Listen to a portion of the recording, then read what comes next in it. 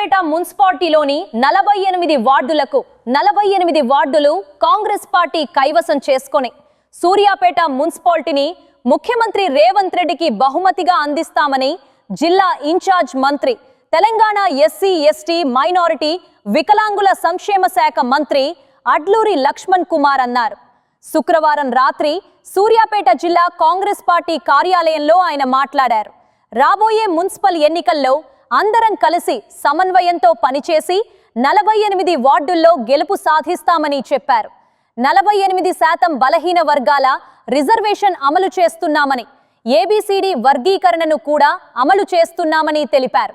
కేటీఆర్, హరీష్ రావు మాట్లాడే మాటలు యథార్థానికి దూరమని ప్రజల ముందే స్పష్టమైందని, ఫోన్ టాపింగ్ ఎవరు చేశారో అందరికీ తెలుసునని అన్నారు.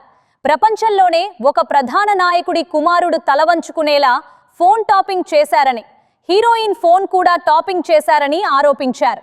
ఈ అంశంపై చట్టం తన పని తాను చేసుకుంటుందని మంత్రి స్పష్టం చేశారు. సూర్యాపేట మున్సిపల్ ఎన్నికల సమావేశానికి అఖిల భారత కాంగ్రెస్ పార్టీ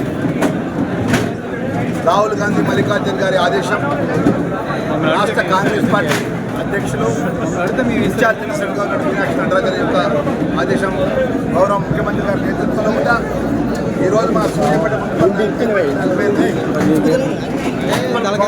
వార్డు నిర్మించే మరి మా కార్యకర్తల యొక్క ఆలోచన, మా నాయకులను సమన్వయం చేసుకొని ఇన్ఛార్జ్ మినిస్టర్గా నా బాధ్యతగా ఈరోజు సమన్వయం చేయడానికి మొదటిసారి రావడం జరిగింది.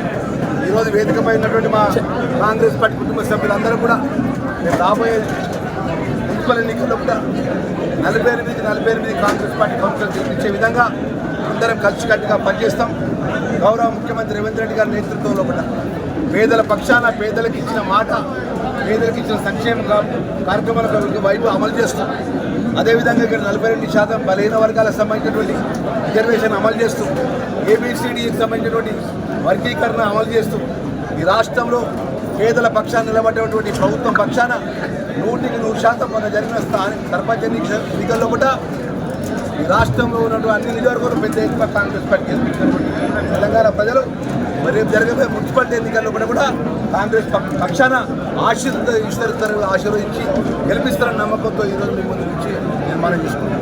మా నల్గొండ మీడియా మిత్రులు కూడా మరి ఇన్ఛార్జ్ మినిస్టర్గా మొదటిసారి వచ్చిన మీ అందరి సహకారం కూడా మా జిల్లా కాంగ్రెస్కి కన్నా కాంగ్రెస్ పార్టీ నాయకత్వానికి ప్రజల పక్షాన మాకెప్పుడు కూడా మీరు సపోర్ట్గా ఉండాలని